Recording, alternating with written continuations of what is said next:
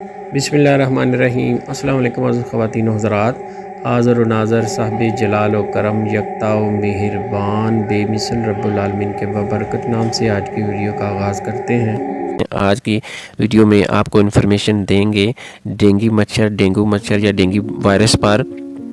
ये वायरस एक मादा मच्छर के काटने से मुंतकिल होता है और जिस इंसान को ये मच्छर काटती है इसे ही बुखार होता है, ऐसी अलामात ज़ाहिर होती हैं और ये उड़कर वायरस किसी दूसरे बंदे को नुकसान नहीं देता।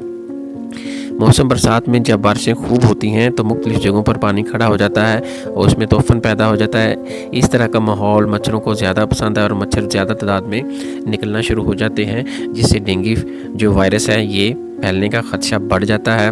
और बहुत से ममालिक जैसे मुत्तहिदा अरब अमारात जैसे इलाकों में बारिशें कम होती हैं, वहाँ पर ये सूरत देखने में नहीं आती या बहुत ही कम। और डेंगू वायरस का शिकार ज़्यादातर छोटे बच्चे देखने में आए हैं। और अगर हम इसके अलामात की तरफ देखें तो मादा मच्छर के काटने के 5 से 8 दिन बाद ये वायरस जिस्म पर असरअंदाज होता है और मुख्तलिफ़ अलामात का ज़हूर होता है, जैसे सर्दी लगना, ज़ुकाम हो जाना, दर्द सर होना, भूख बंद हो जाना, उल्टी आना शुरू हो जाना। बाज़ लोगों को उल्टियाँ आती हैं, बुखार शदीद हो जाता है, नब्ज़ की हरकत कम और सुस्त हो जाती हैं, ब्लड प्रेशर कम हो जाता है और शदीद थकावट महसूस होती है। ये इसकी इब्तदाई अलामात हैं। अगर किसी को ये अलामात महसूस होती हैं तो अपना टेस्ट लाजमी करवाए।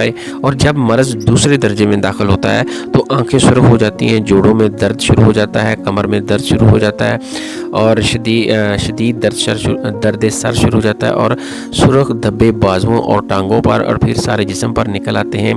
पाँव के तलवों और हथेलियों की हाथ की तलियाँ सुर्ख हो जाती हैं, उनमें ख़ारिश महसूस होती है और अलामात आस्ता आस्ता बढ़कर 10 दिनों में शिद्दत अख्तियार कर लेती है और मरीज़ नहायत कमज़ोर हो जाता है और बहुत ज़्यादा थकावट महसूस होता है।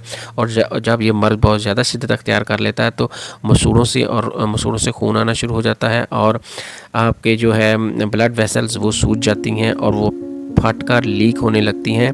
इस तरह ज़ेरे जिल्द खून जमा हुआ दिखाई देता है और छोटे छोटे पर्पल कलर के स्पॉट जिल्द पर दिखाई देना शुरू हो जाते हैं, जो इंतहाई ख़तरनाक अलामत है।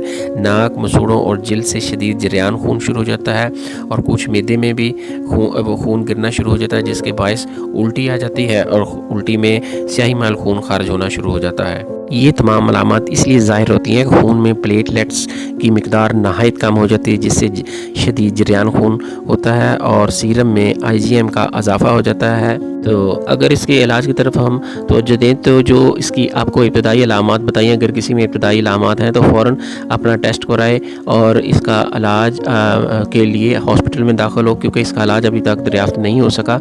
इसलिए जिन मरीज़ों में ये अलामात हैं वो अपना टेस्ट कराकर हॉस्पिटल में दाखिल हो, अपना इलाज करें, क्योंकि जो प्लेटलेट हैं वो अगर बहुत ज़्यादा कम हो जाए तो वो आप किसी भी दवाई से वो अभी तक ये दरियाफ्त नहीं होगा किसी भी दवाई से वक्ती तौर पर जो प्लेटलेट फौरी तौर पर बढ़ना शुरू हो जाए, इसलिए प्लेटलेट को बोतल बाहर से लगवाना पड़ती है तो ये मर्ज़ काबू में आता है। ये थी जी इन्फॉर्मेशन डेंगू वायरस के मतलब। अल्लाह ताला हम सबको डेंगू वायरस से महफूज रखे। दुआ में याद रखिएगा। इंशाल्लाह मिलते हैं नेक्स्ट वीडियो में। अस्सलाम वालेकुम व रहमतुल्लाहि व बरकातहू।